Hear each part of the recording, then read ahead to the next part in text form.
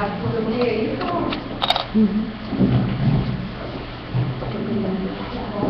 Bom, eu apresento a vocês meu querido marido, Francisco Batista Neto, que é psiquiatra, trabalha bastante, eu entendo bastante bem com medicação e há muito tempo, há muitos anos de prática clínica.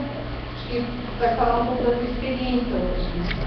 Ele, além de ser psiquiatra de receita, medicamento, ele é também psicoterapeuta, trabalha com indivíduos e com grupos de terapia de orientação analítica. E, bom, os dois vão falar hoje, o João e o Davi, depois o presidente legal, pessoas que não conhecem, vão falar sobre mais de medicar, ou por que medicar crianças e adolescentes. Principalmente crianças e adolescentes.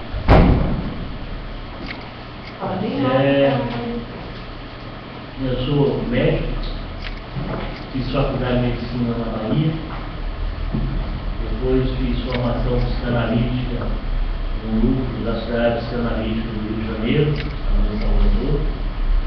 Fiz formação em psicoterapia de grupo, fiz terapia familiar no American College, na Filadélfia. Então eu fiz uma formação como psiquiatra, com psicanálise, com terapia de grupo, terapia sistêmica. E hoje eu digo que eu trabalho com a minha linha, do que é a linha do trem, porque eu trabalho com várias estações, eu trabalho com várias abordagens de acordo com as necessidades que eu entendo do paciente. Então, se o paciente precisa de uma abordagem mais sistêmica, eu faço uma abordagem mais sistêmica. Se o paciente precisa de uma abordagem mais psicanalítica, eu faço uma abordagem mais psicanalítica. E se o paciente precisa ser medicado, eu medico o paciente. Isso é uma prática que, muitos anos atrás, os psicanalistas, e até quando eu comecei, os psicanalistas não medicavam.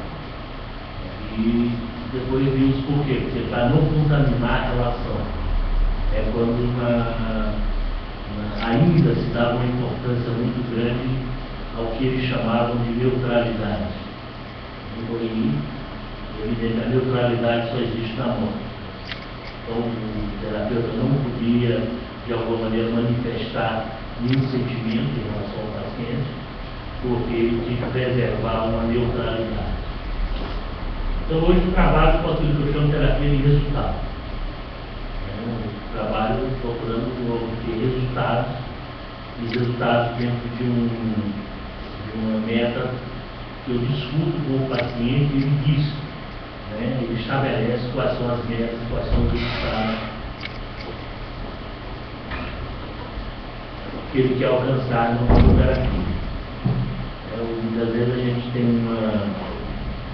nós temos uma abordagem, uma pretensão de querer mais pelo paciente do que aquilo que ele quer mesmo. Então o paciente vai, por exemplo, ele está em busca de uma medicação e querer convencê-lo que ele tem que fazer uma psicoterapia, por exemplo. Mas se ele só quer medicação, só se dá medicação. Não tem porquê nós queremos para ele mais do que ele quer. Se o paciente quer uma vez por semana, faz uma vez por semana, duas vezes por semana, faz duas vezes por semana. Se quer em 15 dias, faz em 15 dias. É evidente que o que nós precisamos é colocar para o paciente o que é que ocorre se ele tomar medicação, somente medicação.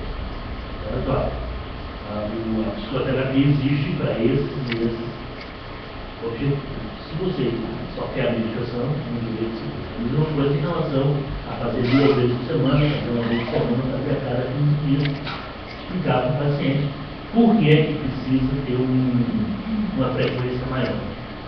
Mas eu tenho uma tendência sempre aceitar o que o paciente me propõe, não sem antes colocar para ele tudo o porquê das indicações. Então aí nós vamos ver a questão da medicação, que foi o que a Denise pôde colocar aqui, E aí eu queria que vocês atentassem para esse gráfico. A questão da medicação, ela tem a consequência é um diagnóstico. No momento que você faz o diagnóstico, você vai definir o que é que o paciente precisa, evidentemente, dentro da sua avaliação. E aí, você vai definir se ele precisa de medicação ou se ele não precisa de medicação. Todo paciente que nos procura, de certa forma, ele tem um grau de sofrimento. E esse sofrimento, ele tem uma causa, ele tem um motivo. E aí, colocando esse gráfico aí, para que haja o sofrimento, e consequentemente existem os sintomas, exista o diagnóstico, nós vamos pensar em 3 fatores.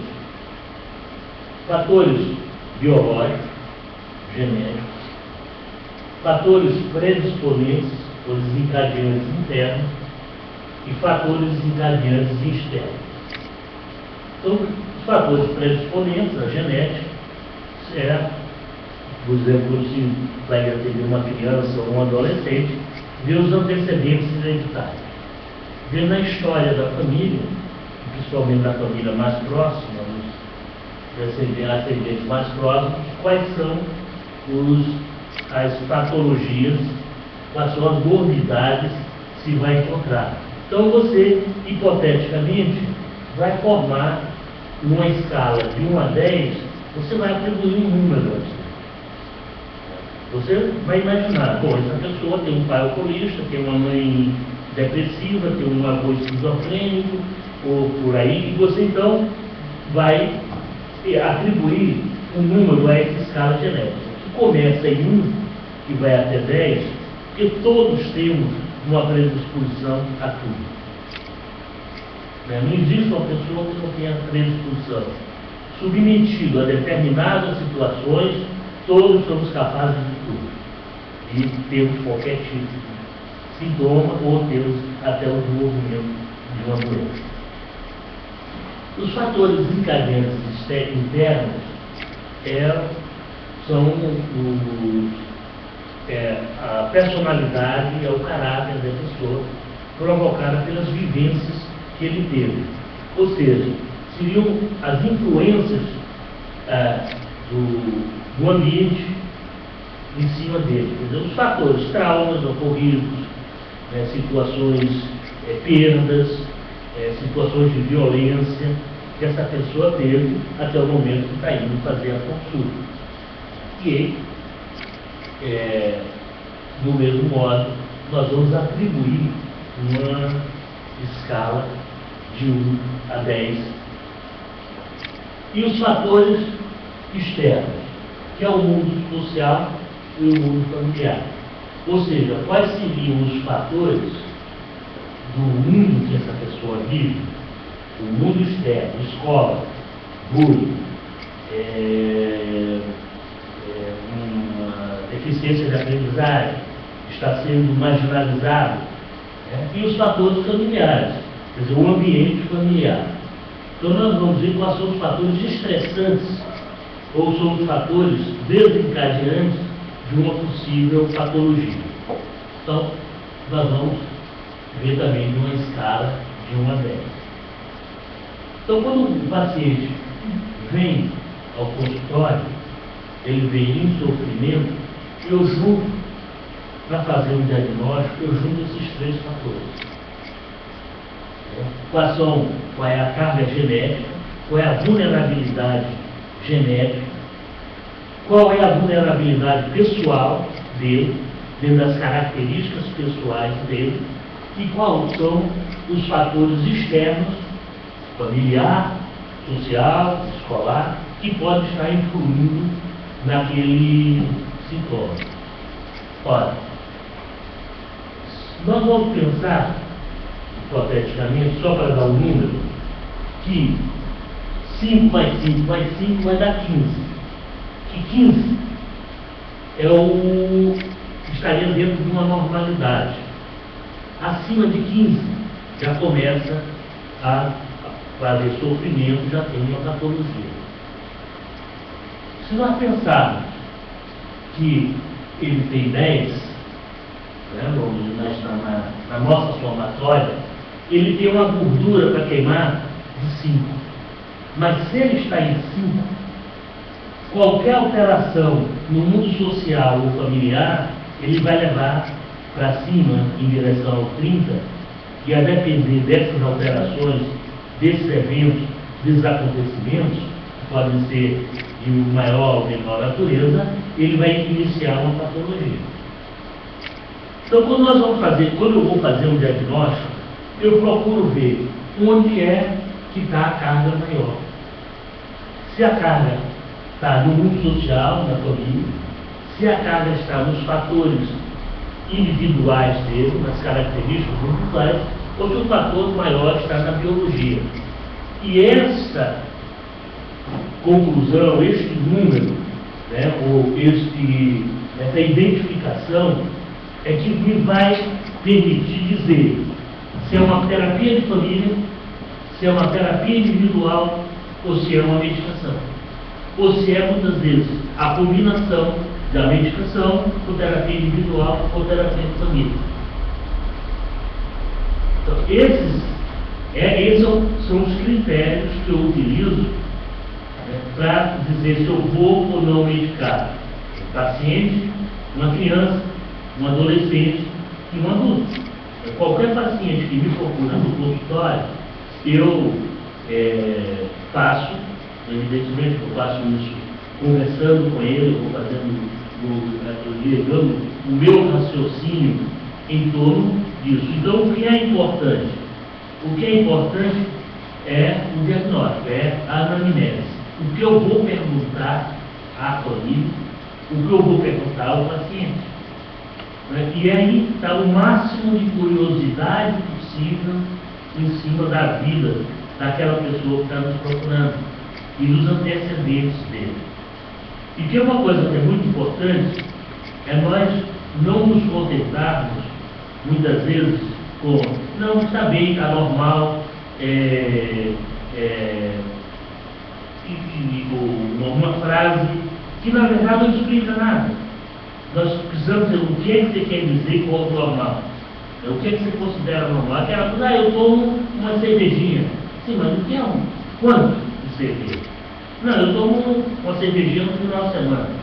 Por exemplo, o pai dele toma uma cervejinha no final de semana. Não, mas quanto de cerveja? Qual é a quantidade de cerveja? Quantas latas? Quantas doses disso? Ele nunca se contentar com o genérico.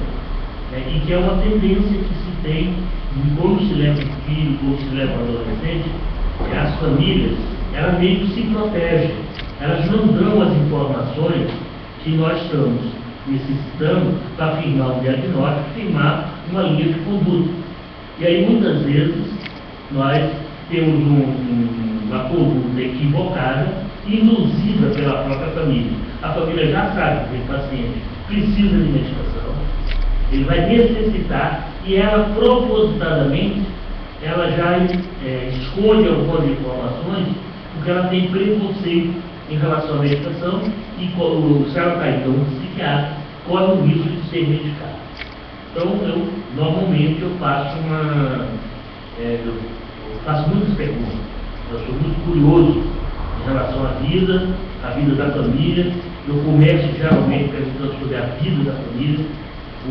A última pessoa a quem eu indago é sobre o paciente que é levado. Geralmente eu faço perguntas mais sobre os avós, sobre os irmãos, sobre os tios, né? Porque eu preciso, a genética, vocês terem ideia, falo sobre diabetes, por exemplo. A genética, ela significa 70%. A genética, em relação ao diabetes, 70%. Deu 30% da ambiente. Mas a possibilidade de ter diabetes em relação à genética é 70%. Isso não quer dizer que todo mundo que tem uma vulnerabilidade genética vai ter diabetes, mas a possibilidade sempre é de 70% dentro de um acontecimento, dentro do desenvolvimento da diabetes. Eu acredito dentro das patologias como depressão, esquizofrenia, transtorno obsessivo compulsivo, a carga genética é mais ou menos isso. Então nós temos que dar uma importância muito grande à genética. Os fatores ambientais, onde nós podemos interferir, alguns nós podemos interferir, eles têm uma importância muito grande porque eles são importantes no desencadeamento da patologia. É a mesma coisa. Eu posso ter 70%, posso ter uma carga genética em relação ao diabetes, mas se eu tenho uma vida saudável, eu corro, se eu tenho uma alimentação saudável, eu não vou desenvolver diabetes. Assim também em relação às pessoas. Mas as pessoas, quando nos procuram, as crianças, os adolescentes, geralmente, na maioria das vezes, ele vem de uma família que tem algum tipo de comprometimento. Ele vem de um ambiente que tem algum tipo de comprometimento. Então nós devemos pensar na pessoa, na escola e na família. E aí eu vou eliminando até chegar no paciente que vai ser medicado. Então, você dá necessidade de medicação. E a medicação, geralmente, é para aliviar os sofrimentos daquela pessoa. E aí que vem, sim, tem sofrimentos que não são, que são suportáveis. Tem sofrimentos que não são suportáveis. Tem sofrimentos que a sua constância pode provocar danos irreparáveis. Uma criança que é submetida a um processo de sofrimento, por uma fobia, por uma depressão, essa criança pode ter danos irreparáveis. Por quê? Porque isso vai comprometer toda a estrutura de personalidade e de caráter dela. E ela vai chegar na adolescência, já com um grau de comprometimento, e aí vira uma bola de neve, vira um círculo vicioso.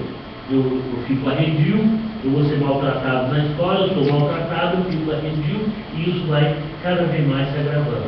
Então, por isso que a medicação, muitas vezes, ela precisa ser introduzida. Ela precisa ser introduzida para nós aliviarmos o sofrimento. E o que ocorre na adolescência? Na adolescência, muitas vezes, eclode uma patologia, eclode uma fobia social, eclode uma fobia de outra natureza, eclode uma depressão. E o adolescente, o que a gente faz? A família não identifica aquilo, a família vai achar que ele tem mania, que ele é esquisito, que é coisa da adolescência, e ele vai se automedicar. E como ele vai se automedicar? Com drogas. Ele vai se automedicar com álcool, ele vai se automedicar com maconha, ele vai se automedicar com cocaína. Então, um número significativo de adolescentes, eles começam a usar drogas ou por curiosidade, que é um característico típico dessa fase, ou como automedicação. Então, por isso que é muito importante que a gente possa, em alguns momentos, em algumas situações, precocemente entrar com a medicação, mesmo contra o preconceito, preconceitos até na própria classe médica, que nós não estamos acostumados a ter crianças e adolescentes dedicados. As medicações psicotrópicas ainda são consideradas venenos.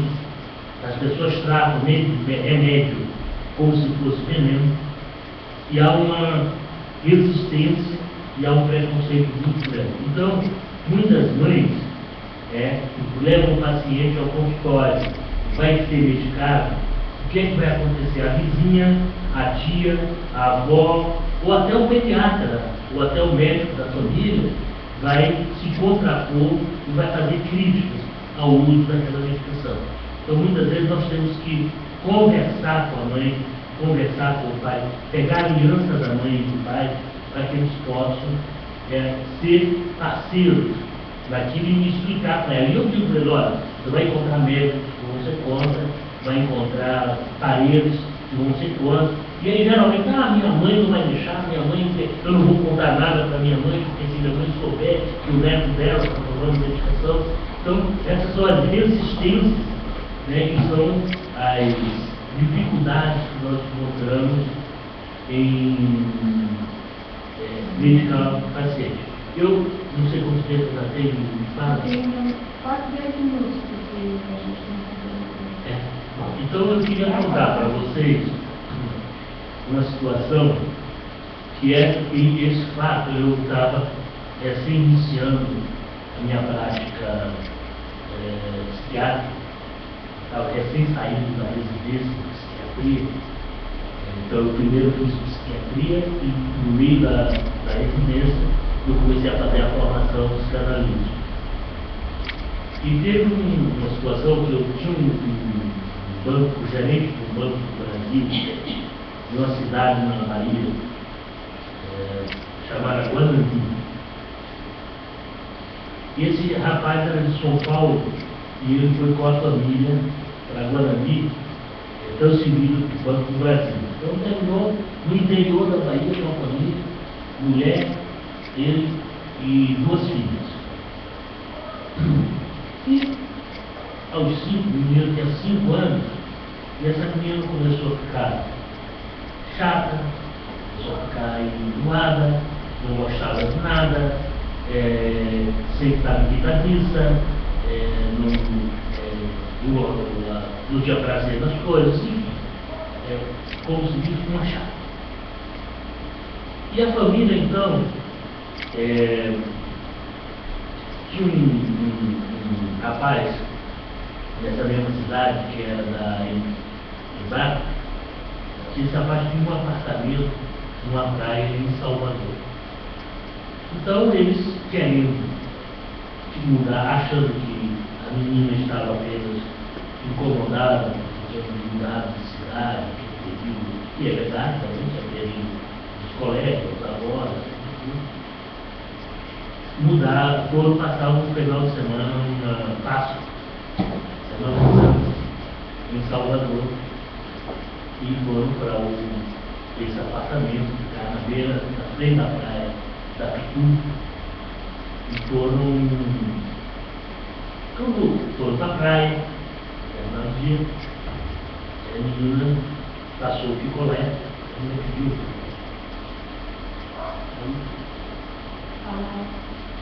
A mãe, então ela virou-se para a mãe e disse assim, mãe, você podia me dar meu último picolé? A mãe cobrou um outro picolé para ela. Quando ela foi para cá, aí ela disse assim, mãe, você faz hoje aquele guisado que eu gosto tanto, meu último guisado? E a mãe fez o guisado. Quando ela foi para a mesa, na praia, ela vestiu o vestido do domingo, a melhor roupa dela, a roupa. E a mãe estranhou, o pai estranhou, e ela disse, então, eu hoje quero me vestir com a minha melhor roupa. Todos foram almoçar, e em seguida todos foram dormir.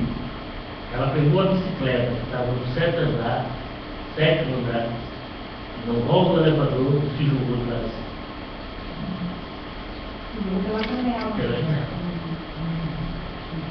Tinha uma janelinha no hall do elevador, porque os pais trancaram as janelas, tudo.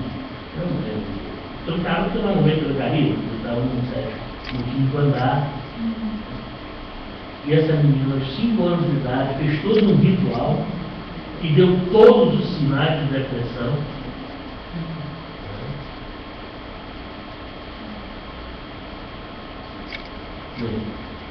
Um ritual de despedida. 5 anos de idade. Então, isso quase 40 anos atrás, 35 anos atrás, talvez, não se falava em depressão de criança, não se falava em medicar a criança, não se falava muito menos em medicar adolescentes. Então, muitos acidentes que ocorrem com crianças não são acidentes. São ou suicídios ou tentativas de suicídio. Uma criança que se acidenta muito, uma criança que está sempre passando riscos, essa criança é uma criança com tentativa de suicídio. Então, por isso que é muito importante que se conte com o auxílio, a parceria de um psiquiatra que possa ajudar em determinadas situações. Tem casos, que eu estava colocando anteriormente, que é só uma intervenção na família. Tem casos que é só uma intervenção no indivíduo, na pessoa, na criança ou no adolescente, muitas vezes eliminando os fatores desencadeantes, ou muitas vezes eliminando-se algumas situações de conflito ou de perda que a criança ou adolescente está vivendo, não se precisa de medicação. A medicação, e muitas vezes eu entendo a crítica que se faz à medicação, porque infelizmente, assim como aconteceu com os antibióticos, eu diria que 60% dos antibióticos são prescritos, eles não deveriam ser prescritos, são prescritos indevidamente. Então, o mesmo, de certa forma, está ocorrendo atualmente com determinadas medicações. Por exemplo, o transtorno do déficit de atenção. Acho que tudo é transtorno do déficit de atenção. Quer dizer, não. E depois disso, por exemplo, é muito difícil se distinguir entre transtorno do déficit de atenção e bipolaridade. Muitas vezes é um paciente bipolar, quer dizer, uma criança que está com alto e baixo, está com uma variação de humor, e isso é confundido com transtorno do déficit de atenção.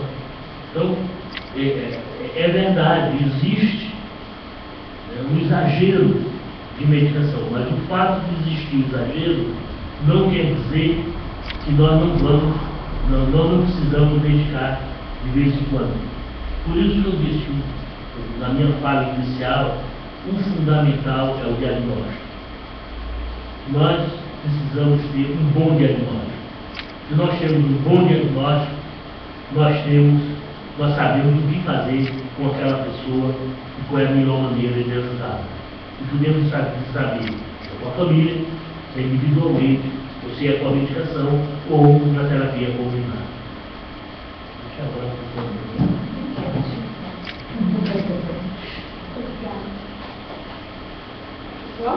Tu te apresenta, eu apresentei o Chico pela metade, ele complementou.